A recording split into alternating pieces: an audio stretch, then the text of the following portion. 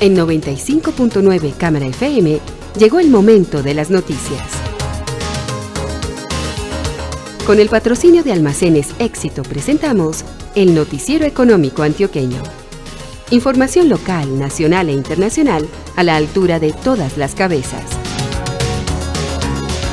Noticiero Económico Antioqueño. Desde 1975 dice cómo marchan los negocios. Director J. Enrique Ríos.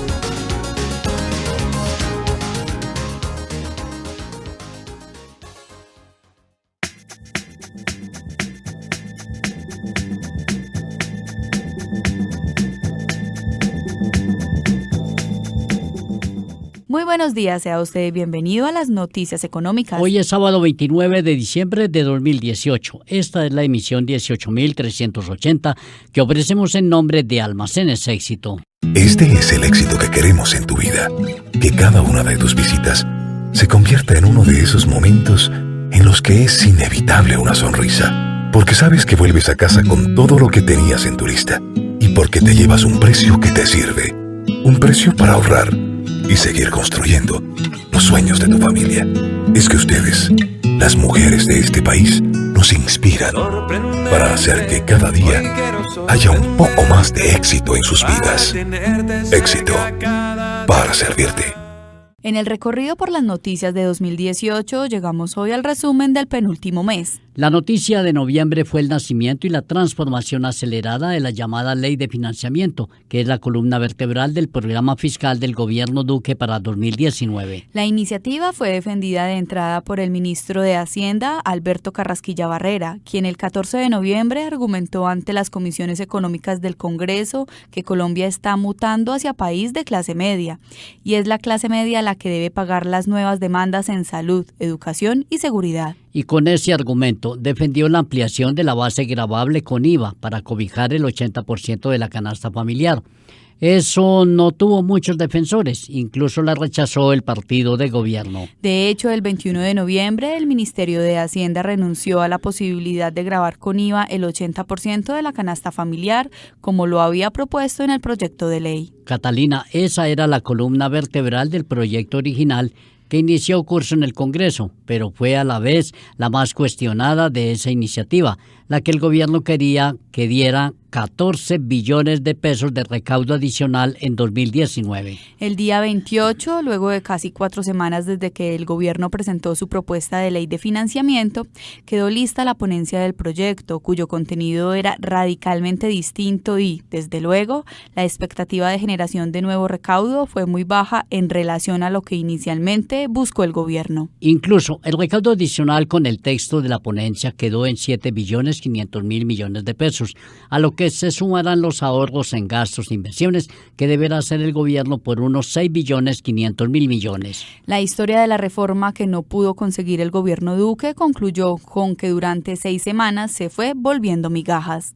Esa iniciativa, con todo y las modificaciones hechas en el Congreso, exigió trámite en sesiones extras para finalmente pasar, como dicen por ahí, dejando pelos en el alambrado y a muchos inconformes, porque el año entrante tendrán que pagar más impuestos. Estas son otras noticias de noviembre. El 2 de noviembre, EPM confirmó que la planta de tratamiento de aguas residuales Aguas Claras en Bello ya estaba en fase de estabilización, que es la previa al inicio de la operación comercial plena. Aguas Claras, en la cual la inversión se acercó a 1.6 billones de pesos, ayudará a elevar al 75% la reducción de la carga contaminante en el río Medellín, ya que aporta el 50% y la planta San Fernando el 25%. Se espera que en el primer trimestre de 2019 esté estabilizada y entre a operar plenamente la planta, cuya construcción fue financiada por el Banco Interamericano de Desarrollo BID. De otro lado, ese día 2, el Banco de la República divulgó las minutas de su reunión de finales de octubre, en las cuales dejó consignada la reducción de la meta de crecimiento económico para 2018 de 2.7% a 2.6%. Tuvo en cuenta para ello la incertidumbre que ronda alrededor del dinamismo de la inversión en obras civiles. El 4 de noviembre empezó a usarse el vertedero de la central Hidroituango. EPM, responsable de la obra, decidió poner a operar una de las 4 compuertas de esa estructura y sin ningún problema. Eso ayudó a evacuar agua del embalse, cuyo nivel aumentaba en la medida en que subía el volumen de lluvias y el caudal del río Cauca. 3 días después fue cerrada esa compuerta y habilitadas las otras 3 del vertedero, con lo cual del embalse se estaban evacuando 600 metros cúbicos por segundo a través de esos canales y otros 700 por la casa de máquinas. Precisamente la importancia de habilitar el vertedero radica en que es un paso previo a la posibilidad de cerrar el paso de agua por casa de máquinas, hito que aún no está programado.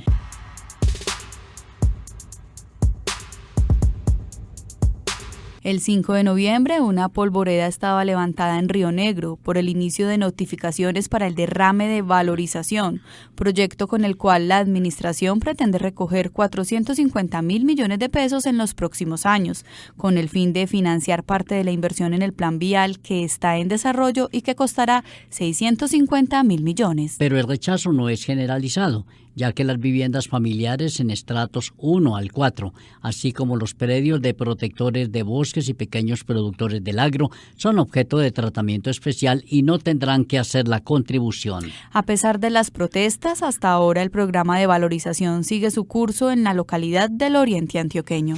El 6 de noviembre, tal como sucedió en Medellín con los proyectos Space y Bernavento, cuya demolición fue ordenada por la administración municipal ante riesgo inminente de caída, en Itagüí sucedió lo mismo con el edificio Babilonia, ya que ese día la alcaldía ordenó demolerlo. Desde el 29 de junio, esa edificación de apartamentos fue desalojada ante la inminencia de un colapso. Ese proyecto fue desarrollado por la constructora Ruiz Sánchez y Asociados. El día de la implosión no está definido. Continuamos revisando las noticias de noviembre y llegamos al día 7. Terminó su gestión en Fidu Previsora la ingeniera antioqueña Sandra Gómez Arias, quien estuvo durante 2 años y 10 meses en la presidencia de esa entidad. Un día después pasó al mismo cargo en la Financiera de Desarrollo Territorial Findeter. El 9 de noviembre, la aerolínea norteamericana Spirit Airlines inició operaciones en la ruta Medellín-Orlando con 2 frecuencias semanales. Ese mismo día empezó a conectar a Bogotá con ese destino turístico en la Florida, Estados Unidos, y al día siguiente a Cartagena. La expansión de Spirit, que es una aerolínea de bajo costo, también incluye el ingreso a Cali por estos días para hacer la ruta directa hacia Fort Lauderdale.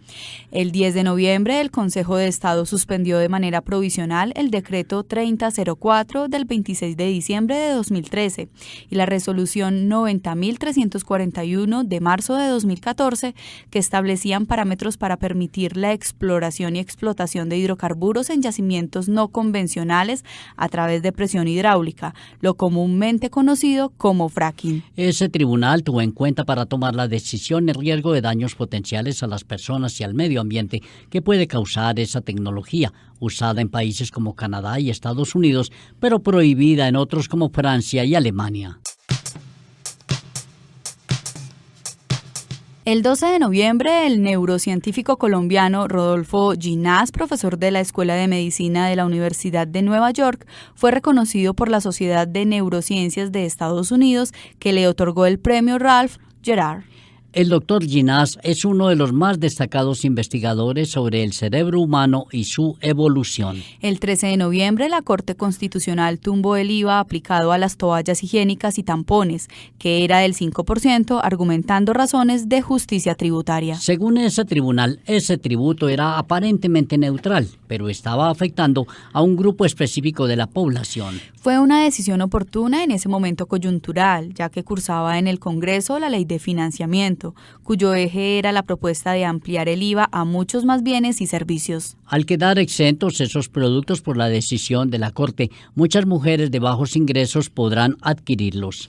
El 14 de noviembre falleció el presidente de Promotora, Francisco Mira Aguilar, quien durante varios años batalló contra una enfermedad.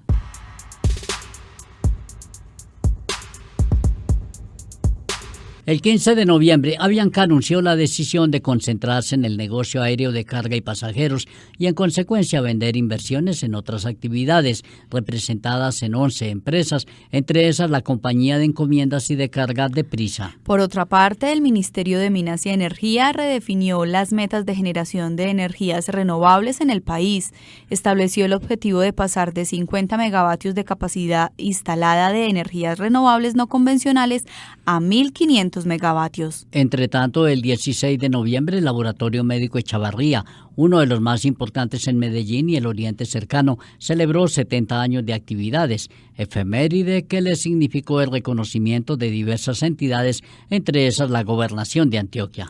El 17 de noviembre en Argentina, 2 días después de que los familiares de 44 desaparecidos en un submarino conmemoraran el primer año de ese misterioso accidente, las autoridades confirmaron el hallazgo del equipo Ara San Juan a 800 metros de profundidad. Hasta entonces solo se atrevieron a manifestar que en el Ara San Juan se produjo una implosión el 15 de noviembre de 2017, cuando se perdió comunicación con sus tripulantes.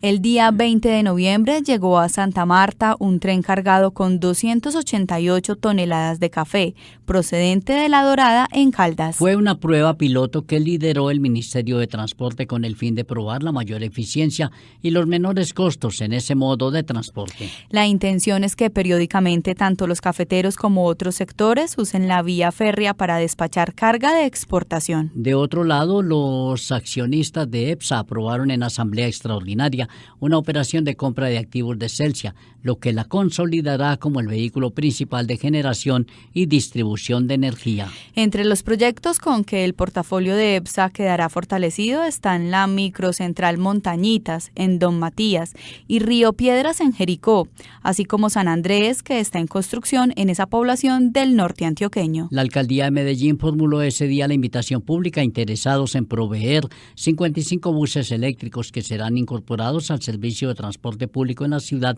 concretamente a las líneas 1 y 2 de Metrobús. El proceso dio otro paso el 7 de diciembre, cuando se cerró el plazo para recibir propuestas. El municipio de Medellín dispone de algo más de 75.000 millones de pesos de la compra o para la compra de esos equipos que espera tener a finales de 2019. De otro lado, el abogado Juan Pablo Liévano asumió ante el presidente Duque como superintendente de sociedades, posición en que sucedió al también abogado Francisco Reyes Villamizar, uno de los últimos funcionarios de la administración Santos que aún no había sido sustituido. Y en este resumen de noticias de noviembre llegamos al día 21. Ese día la Aerocivil anunció en Cartagena que en los próximos 4 años la inversión en aeropuertos será de 3.8 billones de pesos. La intención es ampliar y modernizar la capacidad aeroportuaria con el fin de que en el año 2030 el país tenga la respuesta a una demanda estimada de 100 millones de pasajeros. El primer hito del programa de inversiones empezó con licitaciones por 300.000 millones para intervenir 14 aeropuertos. Y ese día la Asamblea de Antioquia aprobó en definitiva en segundo debate 4.500.000 millones de pesos para el presupuesto del departamento en 2019, lo que deberá ejecutar la gobernación.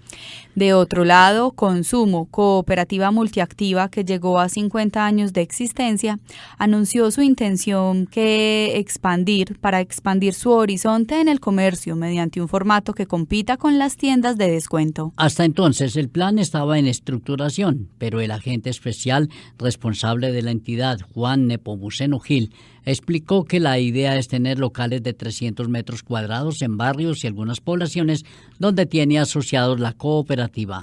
Consumo completó 3 años de intervención por parte de la Superintendencia de Economía Solidaria.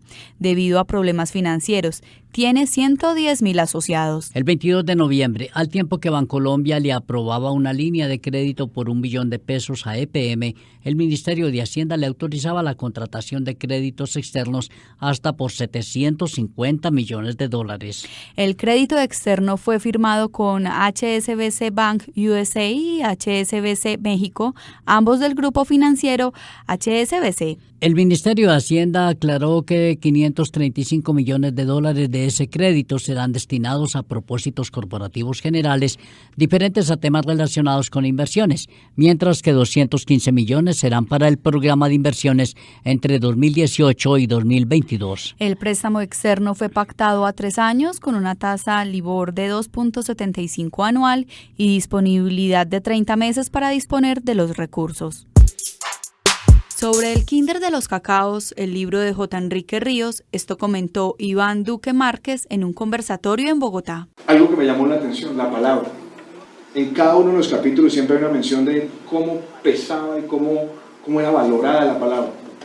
Y eso me parece que es uno de esos principios antioqueños que en nuestras casas siempre han estado allí. El libro de J. Enrique Ríos, El Kinder de los Cacaos, se puede conseguir en las librerías de las universidades EAFID y de Medellín.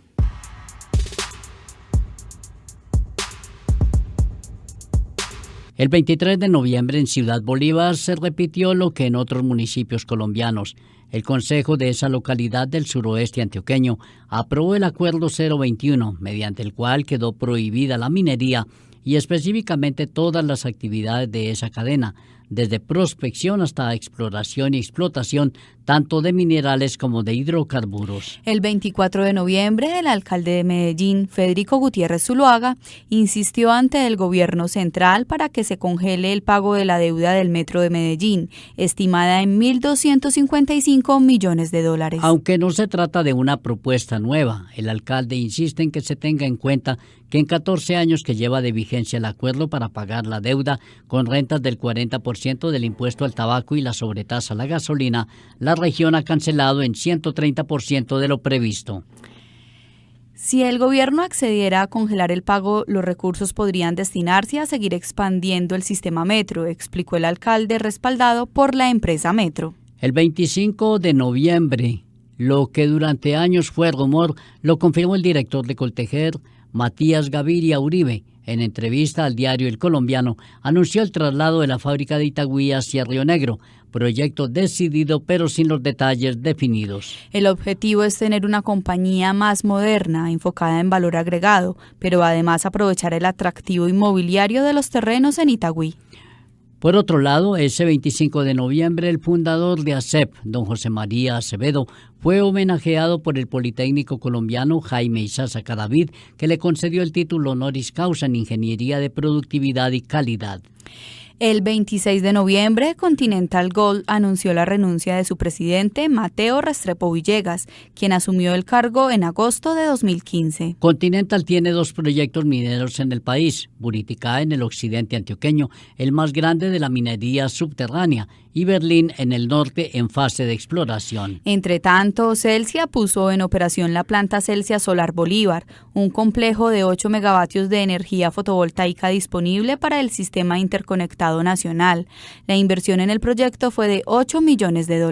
Entre tanto, el Ministerio de Transporte y Fasecolda confirmaron que desde enero en el país no se volvía a expedir el SOAT en papel de seguridad, sino electrónico. En octubre de 2017 empezó la transición al nuevo formato del documento, que los conductores deberán tener siempre disponible en dispositivos móviles. Y en el exterior fue noticia ese 26 de noviembre que la norteamericana General Motors anunció el cierre de 7 plantas de producción, de las cuales 5 en Norteamérica, lo que causará la salida de 14.500 colaboradores. La decisión tiene que ver con la intención de mejorar los resultados. Los ahorros anuales con el cierre de esas plantas están calculados en $6.000 millones, explicó la multinacional, cuyos objetivos también pasa por migrar de la producción de vehículos a combustión a eléctricos. De otro lado, también fue noticia mundial otro logro de la NASA. Llegó de nuevo a Marte, el planeta rojo. Fue la 8ª ocasión y puso en la superficie un robot, la sonda InSight, que explorará el interior de ese planeta. La misión implicó 7 meses de viaje y 458 millones de kilómetros de recorrido. Volvamos a Colombia para señalar que así como comenzó el año en la vía al llano o con tragedia en el puente en construcción Chirajara, pasó lo mismo en el ocaso. parte del puente La Pala, que estaba en construcción, se cayó y causó la muerte de 5 trabajadores de la firma Coviandina. Coincidencialmente, el puente en obra está en la vía a Villavicencio y lo construye una filial de Corfi colombiana, a su vez parte del Grupo Aval. Y en Medellín, ese 28 de noviembre, el Consejo aprobó el presupuesto para 2019 por valor de 5.270.000 millones. Será inferior al de 2018 en 8.7%, lo cual se explica porque este año quedaron en el presupuesto los ingresos extras recibidos por la venta de Isagen y también porque en 2019 entrarán menos recursos de crédito y también menos por superávit. Educación es el área con más recursos para 2019, equivalentes al 26%. Y recordemos cómo fue el cierre noticioso de noviembre. El día 27, EPM anunció que su junta directiva aprobó el presupuesto de 17.400.000 millones de pesos para 2019, inferior al de 2018 en 8%. Del total, el 22% corresponderá a los recursos que aportará la venta de activos en Chile y Colombia. En el rubro de inversiones de 3.200.000 millones, EPM prevé destinar 1 billón para continuar las obras de Hidroituango y el 21% será para atender el servicio de la deuda. Por su parte, Ecopetrol fijó en 12 billones de pesos el monto máximo de sus inversiones en 2019, que de ser así será superior en 33% al de este año. El 81% de los recursos será para tareas de exploración y explotación y el 92% de las inversiones de capital será en Colombia. Por otra parte, la compañía de domicilios Rappi anunció su ingreso al mercado de Perú, donde invierte $10 millones inicialmente. Ese emprendimiento colombiano completó presencia en 7 países y 22 ciudades. Noviembre 29. Concluida la primera versión de la Feria Ciudad M, la organización en cabeza del clúster de moda avanzada y la Alcaldía de Medellín reportaron el ingreso de 14.200 personas durante 4 días y la venta de vestuario, calzado y accesorios por 1.600 millones de pesos. Noviembre 30. En el cierre del mes, Fabricato confirmó que el Ministerio de Comercio, Industria y Turismo impuso una medida antidumping a las importaciones de tejidos de mezcla denim con origen en China, que entraban al país a $4.12 por kilo. La vigencia es de 2 años. Por su parte, Avianca, Copa y United anunciaron el cierre de un acuerdo estratégico y comercial con alcances en Latinoamérica y Estados Unidos. La alianza suma 1.050 aeronaves y una oferta de rutas y 275 destinos en 5 continentes. La unión de esas compañías alrededor del acuerdo quedó pendiente de la evaluación y aprobación de autoridades aeronáuticas en 19 países. Y ese día, la Junta Directiva de FENALCO confirmó la desvinculación de Pedro Marum, quien debió renunciar a la presidencia del gremio a raíz de un bochornoso incidente en que estaba comprometido. Días después fue designado para el cargo el comerciante Octavio Quintero. De otra parte, la firma peruana Primax confirmó el ingreso al mercado colombiano de combustibles con la adquisición de la distribuidora andina de combustible de Colombia, anteriormente reconocida como ExxonMobil, que es la segunda red más grande de estaciones de servicio con el 22% de la participación. Esa red tiene 740 estaciones de servicio en las 5 grandes ciudades, más 12 terminales de abastecimiento y una planta de lubricantes. Primax consolidó así una operación en el negocio de combustibles de Ecuador, Perú y Colombia, con 2.000 estaciones de servicio e ingresos operacionales calculados en $5.000 millones. Esta operación fue posible, en parte, gracias a que la Superintendencia de Industria y Comercio le puso condiciones a la compra del negocio de ExxonMobil por parte de Terpel, y fue quedarse con los lubricantes, pero no con la línea de distribución de combustibles. En la emisión de mañana domingo 30 de diciembre ofreceremos el resumen de los hechos destacados del mes de diciembre. Un feliz día. Sobre el Kinder de los Cacaos, el libro de J. Enrique Ríos, esto comentó Iván Duque Márquez en un conversatorio en Bogotá. Me llamó mucho la atención el sentido de la laboriosidad. Casi todos empezaron a trabajar, tuvieron experiencias laborales siendo niños. Pequeñas, medianas o grandes, unos por necesidad, otros por deseos de entrar en actividades de los adultos. Pero ese valor de la laboriosidad lo veo presente allí. El libro de J. Enrique Ríos, El Kinder de los Cacaos, se puede conseguir en las librerías de las universidades EAFID y de Medellín. Gracias por su atención. Nos puede seguir en Twitter en @notieconómico y a escuchar nuestras emisiones en el canal de YouTube Noticiero Económico. También puede consultar nuestro nuevo canal de información notieconómico.net. En la redacción Jesús Antonio Vargas Marín y Gustavo Zavala Berrío. En la dirección J. Enrique Ríos y Douglas Balbín. Con mucho gusto les hemos acompañado con las noticias del resumen del mes de noviembre. Ana Catalina Zuluaga y Jesús Antonio Vargas. Para todos nuestros oyentes, muy buenos días.